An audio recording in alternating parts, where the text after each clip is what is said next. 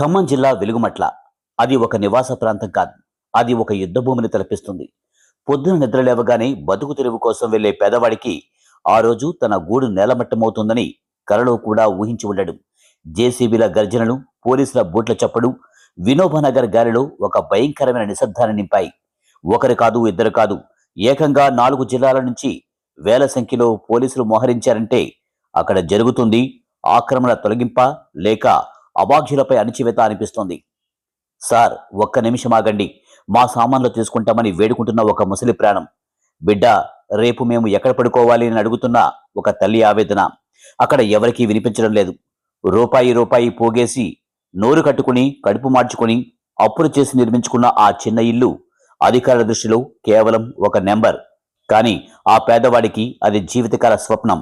భూదాన్ భూముల సాగుతో ఎన్నో ఏళ్లుగా నివాసం ఉంటున్న వారిని ఒక్కసారిగా రోడ్డుపైకి నెట్టడం ఎంతవరకు న్యాయం? నోటీసులు లేవు, ప్రత్యామ్నాయం చూపలేదు, కనీసం సామాన్లు సర్దుకునే సమయం కూడా ఇవ్వకుండా రాక్షసంగా ఇళ్లను కూల్చివేస్తుంటే ఆ ఇటుకల కింద నలిగిపోతుంది కేవలం సిమెంట్ గోడలు మాత్రమే కాదు, కొన్ని వందల కుటుంబాల భవిష్యత్తు. ఈ ఆపరేషన్లో పారదర్శకత ఎక్కడ ఉంది? మీడియా ప్రతినిధులను ఎందుకు అడ్డుకుంటున్నారు?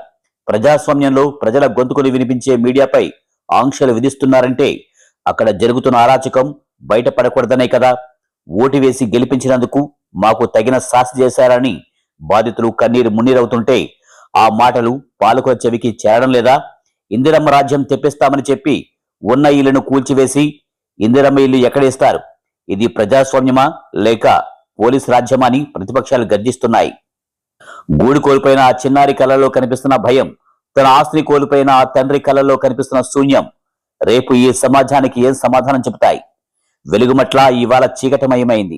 కూలిన గోడల మధ్య, చల్లా చెదురైన సామాన్ల మధ్య ఆ పేదవాడు వెతుక్కుంటున్నది కేవలం తన ఇల్లు మాత్రమే కాదు, పోగొట్టుకున్న తన ఆత్మ గౌరవాన్ని.